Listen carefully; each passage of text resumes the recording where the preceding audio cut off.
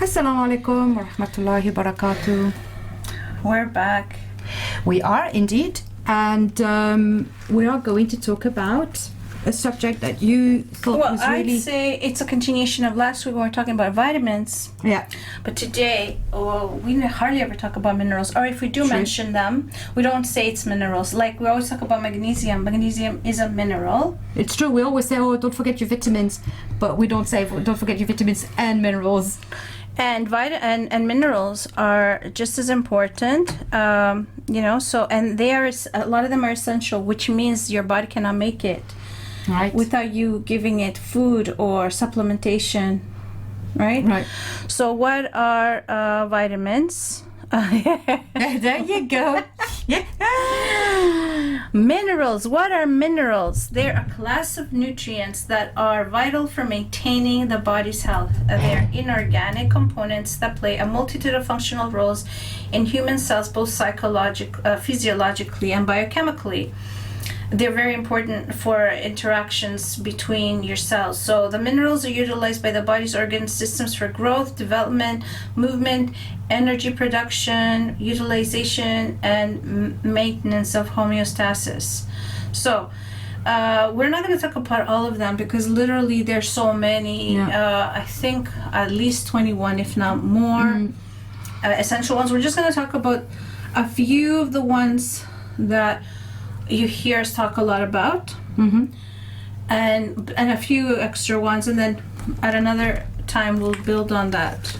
Is that where it's going to be basic? We're going to talk about what they are, what they do, what happens with deficiency when there's deficiency, and then what happens and how to get it through food. Yeah, I mean, this is the thing. We always want to give you listeners the sort of basic information and impetus to research a bit more by yourself, see whether that's relevant to you, but remember, any advice that we give is not intended to treat, cure, or diagnose you. If you want to make any changes to your diet, or if you want to take a supplement and you're not sure, you must talk to your healthcare professional.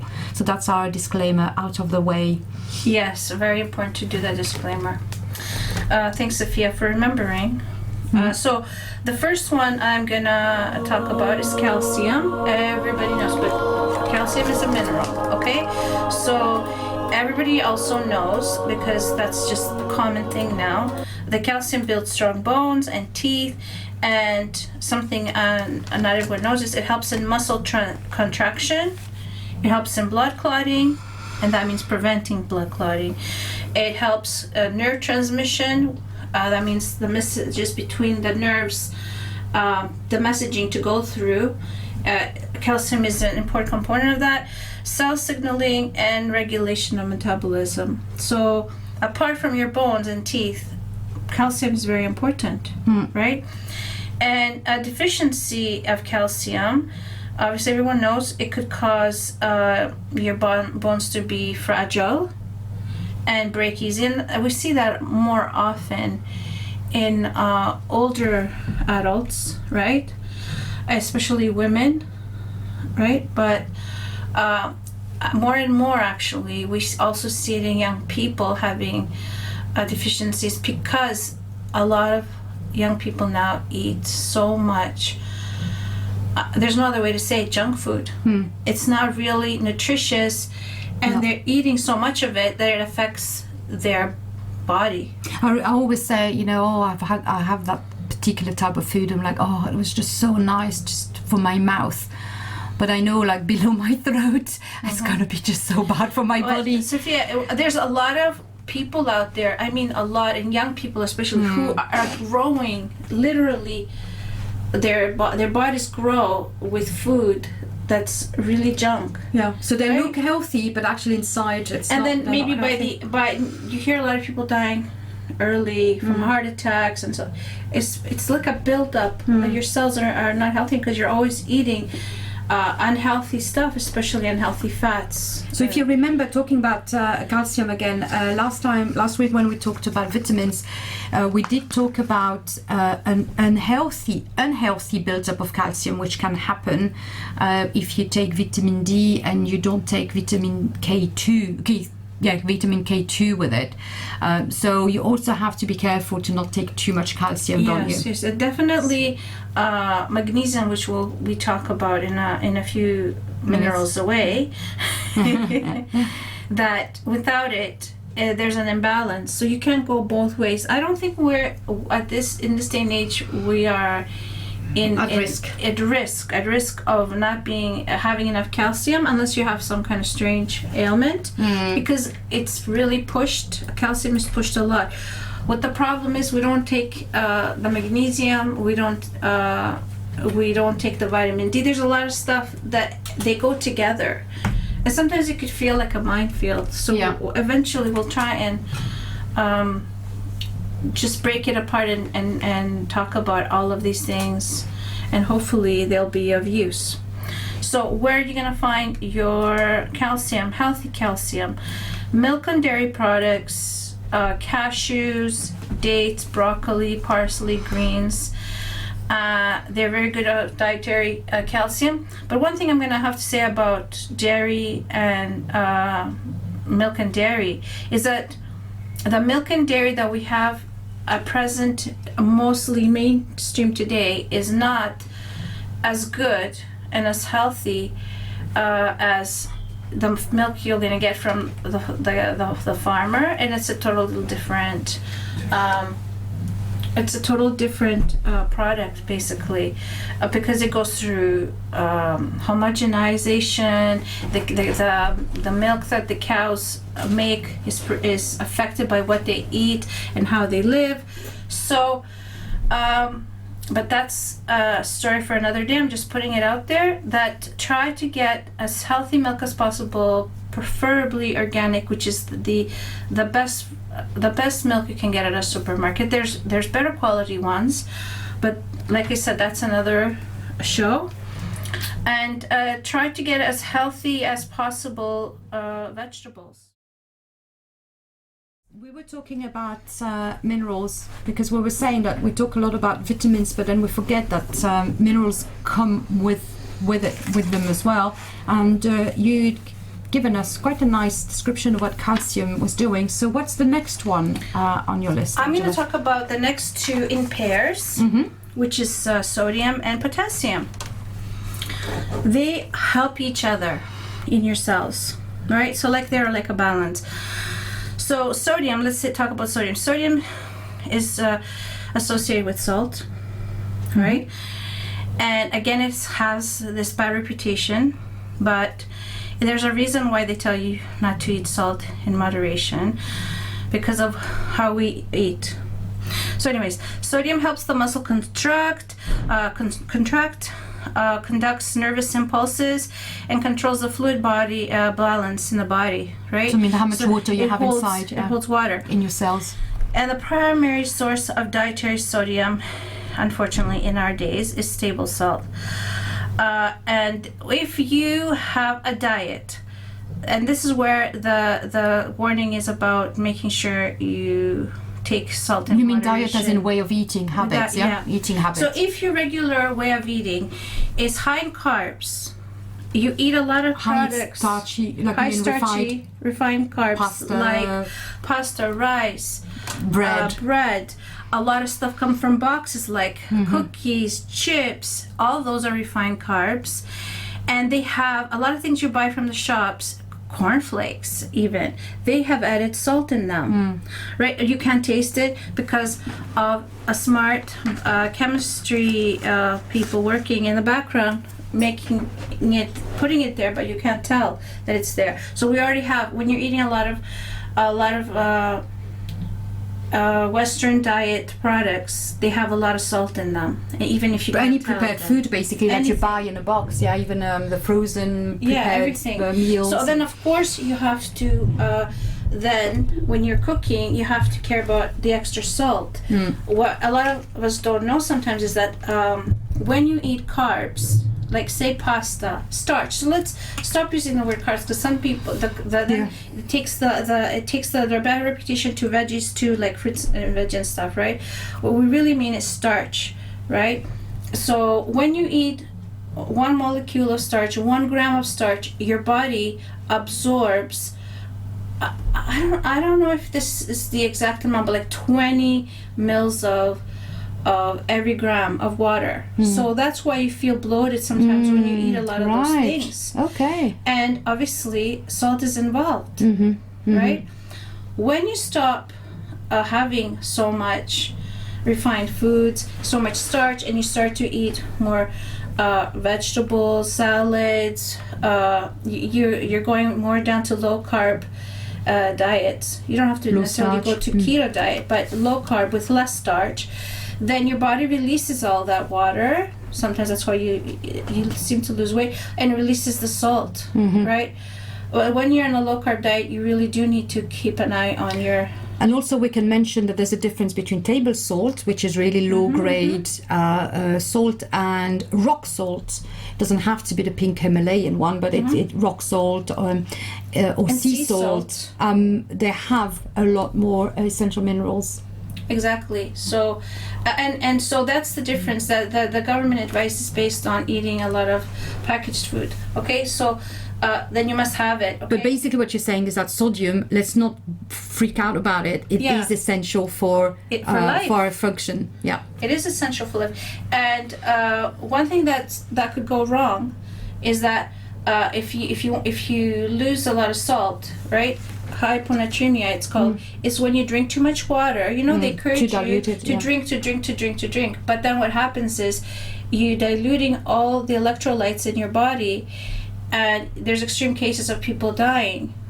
But so you need to basically be balanced in everything you do. If you drink more, then make sure you have all of the good foods that electrolytes in your water. Don't just drink water straight. What are electrolytes? Electrolytes are the essential minerals that you need to hold the water and keep you hydrated. So that would include sodium. Which is sodium, potassium, magnesium, and a few other things. And you can get that as well from fruits, say if you have bananas or... Well, but if you say you're running or something and you're exercising and you have your water, it's best to fill it up with some electrolytes, which you can find online. Yeah, right? You can find in supermarkets as well now, little tablets you add in your water.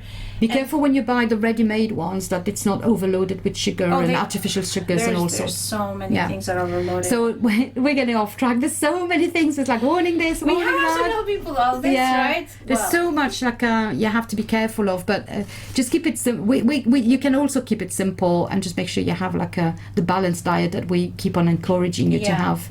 And potassium. Now, potassium is the friend of sodium. They need each other. Okay, potassium plays a crucial role in maintaining fluid balance, muscle contraction, and nerve impulse conduction. It supports your brain health and reduces the risk of stroke. Low potassium causes irregular heartbeats, edema, which is swelling. It could cause brain damage if you don't have enough. And a way to get it from food is to eat bananas, sweet potatoes, avocados, beets and dates, and any rich source of potassium that you can find. And notice that all these things that I've just mentioned are carbs, right? But they're the healthy ones. And if you don't have to worry about losing weight, you don't have to worry how much of that you eat either, right? Yeah, bananas are a great source of energy when you exercise just before. This is why you see tennis players eat the bananas constantly during the matches, because it's very easy to digest and it gives them, because they sweat so much, so it gives them the way of this way of getting the potassium quickly into the bloodstream. So now we're moving on to your favorite of all. Magnesium has to become your best friend, and we've talked about it before. We'll talk about it a bit right now. Again, to remind everybody, magnesium is an important cofactor in a lot of enzymatic reactions in your body, and it's required for your DNA synthesis. It's an antioxidant and has glutathione. Now, you have to get it from your green leafy vegetables, legumes, nuts, seeds, and a whole bunch of other stuff. What I'm going to say about magnesium is that when almost all of us are low in it, but you cannot find out about it through a simple blood test, because it's so important that it's in every tissue of your body. and you don't even know you're deficient sometimes. You only know you're deficient when you start taking it, and then you realize some of the ailments that you've been suffering from, it repairs them, right? So magnesium, you cannot tell. It should come from our vegetables, from the ground, but because our soil is so depleted from so much use of what do you call those, herbicides and all kinds of stuff, and they keep growing the same thing over and over again, that it's depleted, and we're not getting the magnesium that we need through our food. So we do need to have some kind of supplementation, and I'd go with something biglycinate, magnesium biglycinate, because there's different types of magnesium. And you what do you use for magnesium? Yeah, I have a powder actually. I can't remember exactly which type, but I'm sure it's the one you recommended me, because we talked about it in the past, and I just use it as a powder. I put that in a glass of water in the morning. Okay, yeah, my husband uses also a powder. And sometimes if you don't really like the taste, you can add a bit of lemon juice or something, because it gives it a bit kind of a metallic, heavy taste to the water. Some people don't like that much, so you can add a bit of, lemon juice if you want to, just to counteract that sort of metal flavor. Well, some of the it's very serious to be deficient in magnesium. You guys, like, we don't underline it as much as we should. And sometimes even medication we take makes our magnesium levels go down. And things that we eat causes it. Even a lot of fizzy drinks. Oh, right. Okay. That's really interesting. Yeah, it's very, very important. Like you mean sodas and... Sodas, apart from a lot of other stuff they do to you. Yeah. Which was phoric acid and all kinds of stuff. That's not good for your bones. Also, it does that to you also. Depletes you in magnesium. Yeah. So the next one, briefly, we're going to talk about iodine. So everyone knows or should know that iodine is important to the thyroid. So then the production of thyroid hormones. So you need to make sure it's in your food. It's very difficult to get it in your food. That's why it should come in your seafood. It should come if you eat sushi in your seaweed. And I'm telling you guys, we need to make sure we get enough of it. This is why rock salt is really good, because it is, especially Himalayan one. It's been tested and checked that it has actually quite a good level of iodine. And I mean, this might not be well known, but in the past, when there was shortages of foods in the past because of wars and stuff, like during the time of my mom's in the 30s and 40s, when we had not enough food, then you could tell that not enough iodine in the diet caused children to have mental health effects. Like it affected how your cognitive function and stuff. So it's very important to have it in iodized salt. And seaweed. You can buy it in sheets, and you can make dishes like rolled up vegetables and eat it like a sandwich. Of course, people love sushi, so that's probably a good way of having it. I think now even in some big supermarkets you can find seaweed in packet, which you can just add to your salads and things. Yes, it's not a joke. If you can find it, you should have it. Okay, but especially make sure you get it in your salt, at least sea salt. That says with iodine, right? Yeah. Well, so I guess that's for iodine, right? Iron. We're going to talk about iron and two more things before we take another break. Iron is important because without it, you get iron deficiencies. I know a lot of people with iron deficiency, they get tired very easily, and then they have to go and get supplements from the doctor. it's very important because it's used in your blood, and it carries the oxygen in your blood. So you really need to make sure you have it. You can get it in meat. You can get it in dates. You can get it in apricots. You can get it in green leaf. Okay, I'm going to tell you something. For iron, is I've been deficient in iron for various reasons for quite a while. Okay, so I have my tablets that were prescribed by the doctor.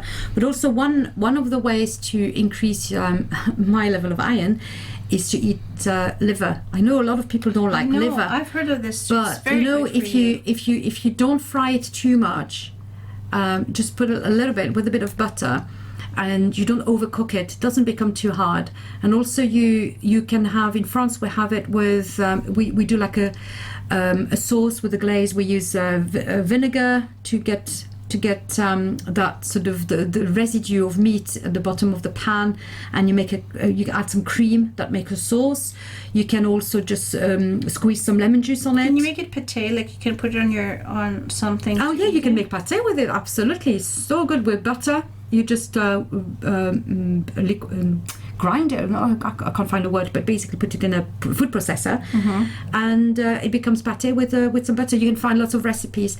It's a really, really good way. Thank you for reminding me, because I love really pate, want to find and a it's good very recipe to have liver, because it's not something I have in my repertoire of dishes. This is something we have in France. Like pate is so common. You find it everywhere. That now even halal companies are producing their own halal chicken liver pate and things like that, which is really good. Obviously, coming from red meat is even better, like beef. So you don't need a lot. You just go and get, and liver is so cheap. Really, really, it is. I've seen meat it's is like a very high-end health product right now. It's they did making it into chips for some people, right? And I would buy it in a heartbeat if it was halal. Yeah. Like so you can do your own, and it's a great way of having your iron. Some people even have, and I have in the past, but you really you have to develop a taste for that. You just have it raw. Yeah, I mean, I'm not against it, because any organ meat is good for you. Yeah. There's another way to increase the iron content of your food. That's some cuisines use it. There is something that's sold in the shape of a fish. It's made out of iron, and you put it in your food while you're cooking. In your soups or something. Oh, fantastic. Or probably in stews, like a lot of us. Again, some people have got too much iron, so you must check your iron level before you increase your intake of iron. Well, apparently, and everyone should do their own research, women tend to lose a lot of iron because we have your periods and we bleed every month. But another fact that I read about is that men who don't have periods, they actually can get too much iron in their body. So a good way to get rid of it is to have hijama. Red cupping. To also go in and give blood to make your body renew it. So that removes, there's various ways men can also get their blood renewed and remove too much iron, because too much iron also is not good for you. And also the good thing about it, when you want to give blood, they do a test on your hemoglobin and everything, because if you're low in iron, you cannot give your blood. So it's a good way of checking whether you are within the healthy range. But also you can ask your doctor to do a test for you, especially if you feel a bit tired, you feel like you're lethargic, you're struggling. That's not having enough. But men tend to have too much iron. Yeah, exactly. We've talked about calcium, we talked about magnesium, iron. Now we're going to talk about zinc. We hear about zinc. It's very good for us. It helps and aids the immune system, wound healing, and self-division. Did I say self? Self-division. Self-division, yeah. So low zinc is not really good for you. It impairs your immune system, means you can get more sick easier. So that was interesting, because zinc came to the fore during the COVID period, where apart from obviously doing the usual things you can do when you have the flu, etc. There were some recommendations about increasing, obviously, your vitamin C, your vitamin D, but zinc came back constantly, and I don't think there was a lot of focus on zinc before COVID, at least personally, who have been looking at vitamins and minerals like you for a while and adding whenever needed. Zinc was not really to the fore, but it coming back as one of the main minerals to make sure you had enough of. So how can you increase then your level of zinc? Oh, well, you can eat red meat, right? Poultry, oysters. Not Not everybody's. I love oysters. Do you? I do. I love them cooked with rice. All right. Can okay. you? I've never had them raw, like Yeah, where yeah. you put lemon on top. In Greece, they do that. Yeah. They open them. That's a traditional way in France, as well. I would love to. They opened fresh and then Yeah. you eat them with lemon juice. So that's something maybe you guys will try on your next vacation to Turkey or Greece or France, right? But in the meantime, you can buy them in cans. And if you don't like oysters, you still have red meat, poultry, and what beans, else? Beans, nuts for all those vegans out there. Whole grain. Whole grains, and make sure. So what do you mean by whole grains? Give us examples. I would say, nobody eats whole wheat unless they're like an ethnic minority where they make this delicious food from whole wheat. They cook it and boil it down with meat. I forget the name of the dish. But in Greece, they make a dish like this, and I know that they do it in Turkey, but I just don't remember the name. Bulgur? No, wheat. Oh, okay. I can't remember the name of it for the life of it. It's one of my favorite foods of all time when I was a kid. And now you forget. Okay, well, let's come back to you. So what other whole grains could we... Quinoa. Oh, quinoa is a seed, though, isn't it? Considered a seed. Yeah, I guess. But it's got a lot of zinc. Yeah, and then there's... my brain is stopped through the heat. That's fine. That's fine. Are you fried? Yeah. Look up whole grains, you guys. Okay? I don't want to spoon feed everyone. Exactly. Okay. Sorry. But seriously, I am a bit tired. So the next mineral we're going to talk about that also we don't know a lot about. Okay? It's called boron. And it helps your body metabolize key vitamins and minerals, has a key role in bone health, and also affects estrogen and testosterone levels. So what does that mean? I'm just going to be very broad about it. So in women, we have estrogen. What makes you a woman is estrogen, and what makes you a man is testosterone, even though we both have a bit of both, right? So if you don't have enough boron, or if you you're coming to the age of menopause for men and women, your main hormones are reducing. So keeping up with boron helps increase your estrogen levels and for men testosterone levels. So that's very good for your health. That's probably some deficiency that we're having that we don't realize, because again, it's not really talked about. Well, boron, really, who's heard about that one? Apart, someone who's already kind of into it and researched it. It's got a funny name as well. So it's not really classified as an essential nutrient, but it's really important. But it is like in any multivitamin and mineral supplement, it would be there. Yeah. And it has a beneficial effects on many functions, like in reproduction and development, in calcium metabolism. So calcium needs boron, and bone formation. There you go, right there. It has to do with calcium, brain function, insulin and energy metabolism. Again, immunity, and it's in many foods. It's present. We just have to we said with the other vitamins, you have to eat a well-rounded diet with protein and a lot of vegetables, the proper carbs. So now, because we fumbled a little bit earlier with our brain being fried in the heat, we struggled to find example of whole grains, but here they are. We got our senses back. So you have barley, and barley is... That's the one I couldn't remember. That's a sunnah. Barley, exactly. Yeah, Prophet ﷺ did say barley is one of the best foods you can have. Brown rice, buckwheat. is a good alternative to wheat if you tend to struggle to digest wheat. Bulgur, so that's cracked wheat. Millet. Millet is a very good, a very common grain that you find in Africa, but now obviously you find all of these things in most shops now.